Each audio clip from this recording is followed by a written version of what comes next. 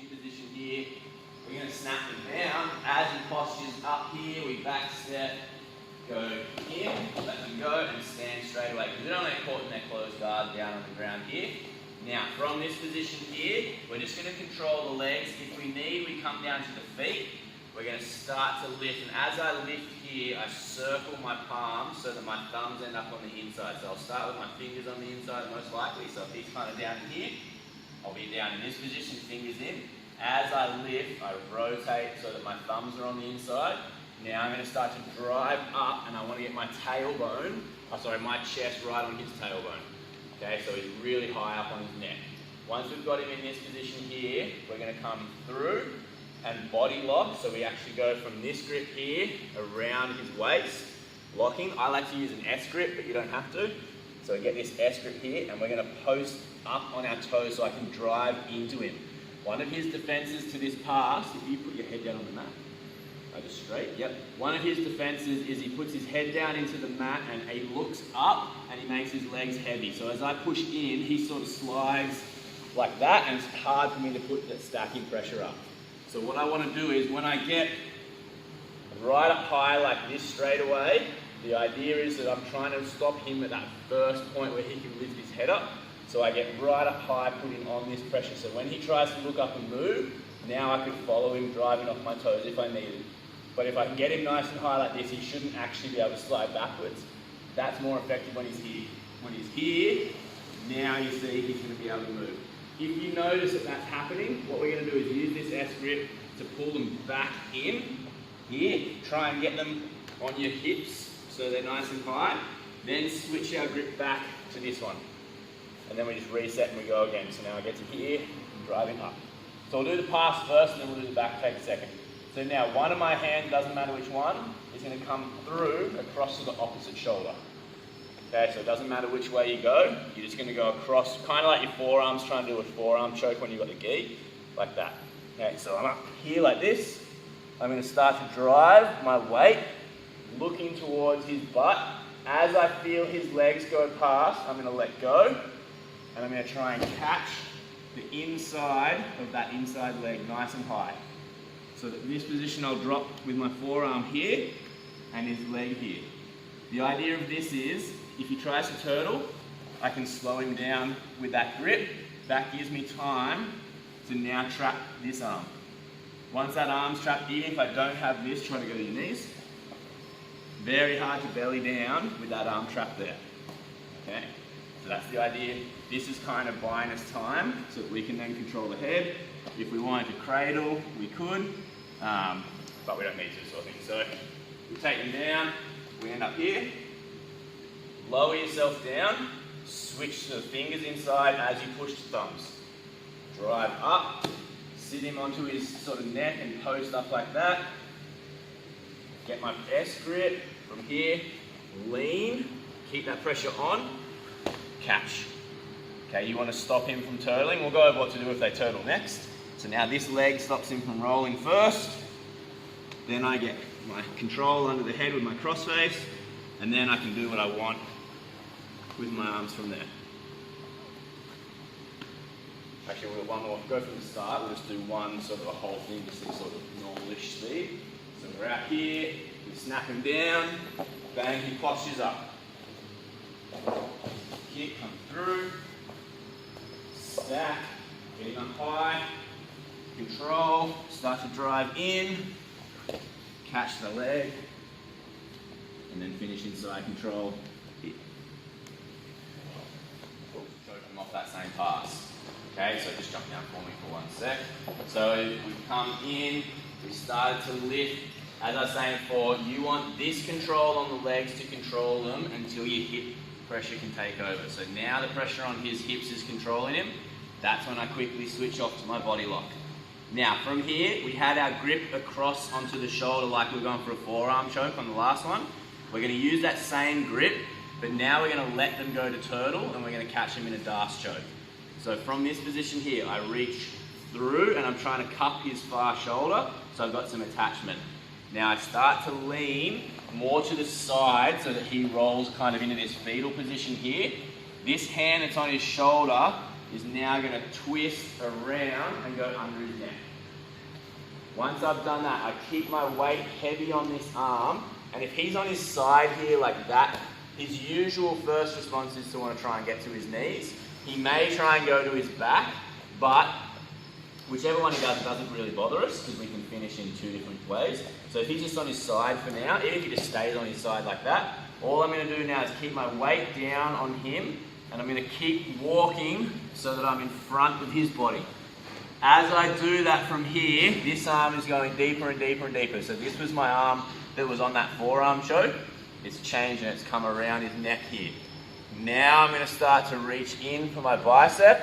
I want to lock this hand as close up his back as I can, like under your head even. Because the more you can do this, the more it flexes your elbow for you and the more it makes it tight.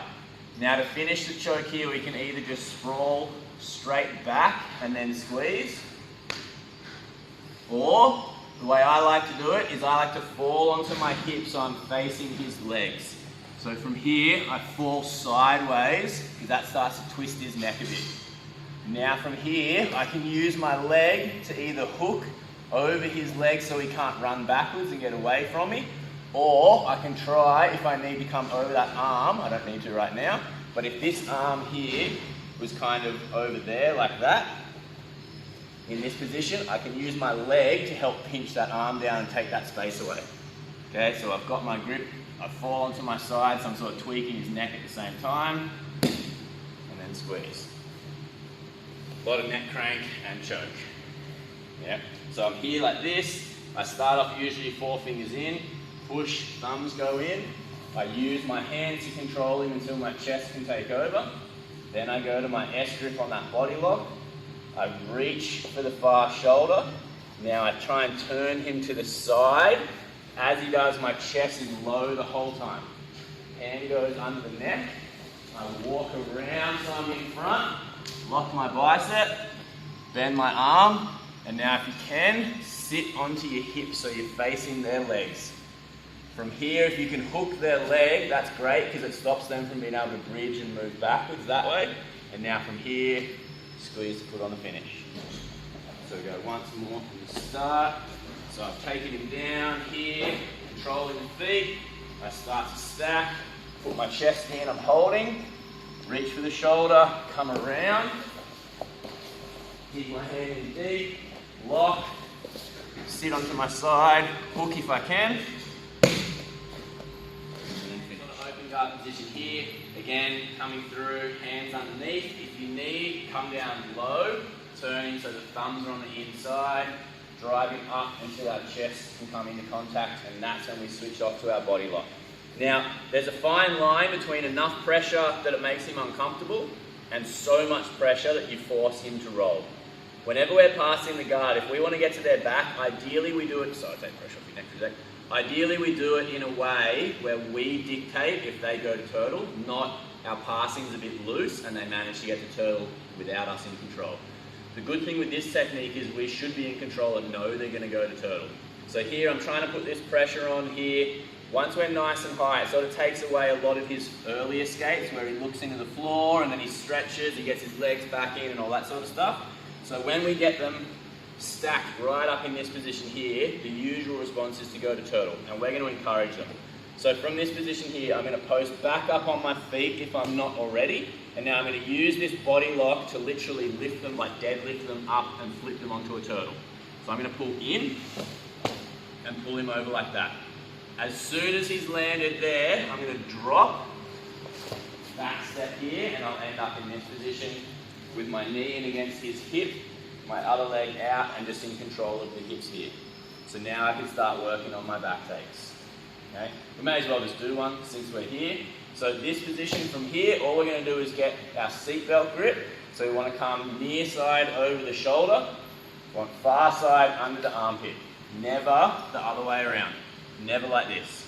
Okay, here you're either going to get flipped or he's going to pop his head out, he's just going to take your back, whatever. So I always want to make sure it's near side over the shoulder, far side under. And remember on our seatbelt we're controlling so the choking hand is protected by our underhook hand here. Now from this position, I'm going to switch my knees. So my outside knee comes down my inside knee comes up, and I'm going to start to fall kind of in a circular pattern here. Okay, so the idea is to use the pressure of my seatbelt for you to stay strong. I'm going to try and fall, putting pressure on his head. Then from this position, as I come backwards, I bend his neck again to make him fall. Okay, and as he falls, I'd like to catch and get both of my hooks in, but we'll do that on the next one, okay? And then we've got the back as well, so just jump down again. So I'm in my passing position here, come down, elevate, drive my chest onto his tailbone.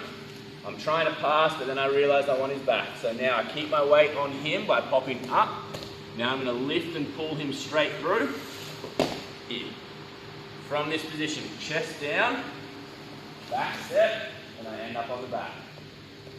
Seatbelt grip comes in, switch my legs, drive, and as he falls, shooting my hooks in. So bottom hook shoots in, top hook steps over, and straight away I'm in position here with a nice tight seatbelt, ready to work on his back. And we've got our 4 points.